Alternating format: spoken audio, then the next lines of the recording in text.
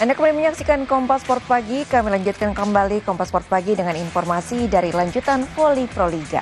Tim putri Livin Mandiri meraih kemenangan ketiganya usai menundukkan Bandung BJB tanda mata. Sementara di bagian putra, Bayangkara Presisi berhasil meraih kemenangan pertama.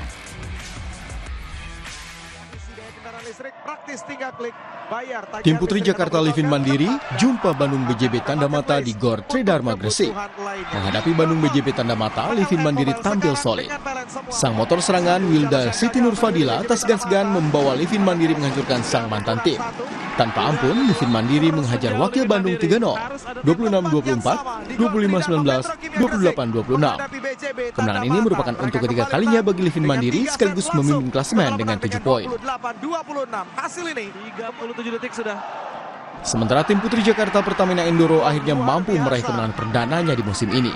Jumpa Jakarta Electric PLN, Tisha Amalia Putri dan rekan tampil gemilang. Tanpa ampun, Pertamina Enduro memberikan kekalahan perdana bagi Electric PLN 3 set langsung, 25-18, 25-17, dan 25-15. Menjadi kemenangan pertama. Di bagian putra, Bayangkara Presisi juga berhasil meraih kemenangan perdana usai menumbangkan perlawanan Jakarta Garuda. Menghadapi pemain junior skuad timnas Indonesia, Bayangkara Presisi mampu menekan dan akhirnya meraih kemenangan dalam pertarungan 3 set, 25-19, 25-17, dan 35-33.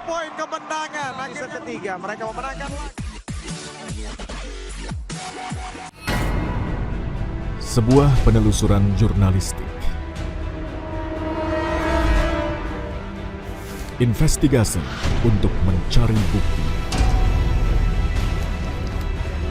dari peristiwa-peristiwa yang mengundang polemik.